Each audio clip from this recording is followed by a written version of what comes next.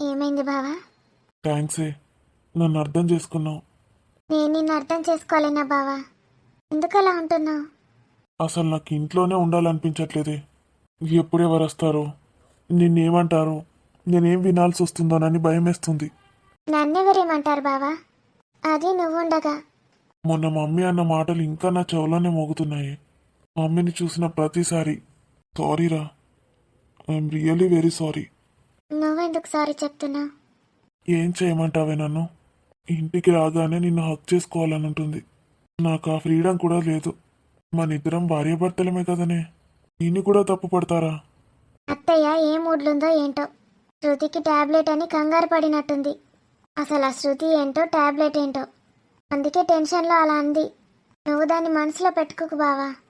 ఆ అత్తయ్యతో కూడా మాట్లాడడం మానేశావు. తను ఇంకా హర్ట్ అయ్యి నా పైన ఇంకా ద్వేషం పెంచుకోదా? నాకు అదంతా అనవసరం.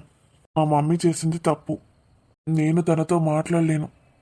కనీసం తనని చూడాలని కూడా అనిపించట్లేదు.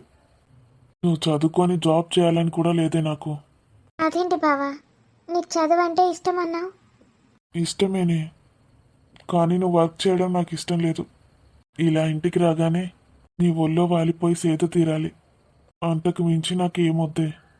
నా ఒక్క కోరిక తీర్చుతావా? ఏం మాట్లాడుతున్నావు బావా? నేనెప్పుడూ నీతోనే ఉంటాను. ఏ భార్య అయినా ఇంతకు మించి ఏం కోరుకుంటుంది బావా తన భర్త దగ్గర నుంచి? ఇవన్నీ నువ్వు నన్ను అడగాల బావా. నేను నీ హక్కుని, నీ ఇష్టం.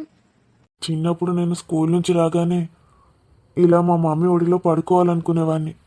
కానీ అసలు మమ్మీ ఎప్పుడూ నన్ను పట్టించుకోలేదు తెలుసా. ఎప్పుడు ఫ్రెండ్స్ అంటూ తిరిగేది. చాలా లోన్లీగా ఫీల్ అయ్యేవాడిని. నాకు సిబ్లింగ్స్ కూడా లేరు కదా.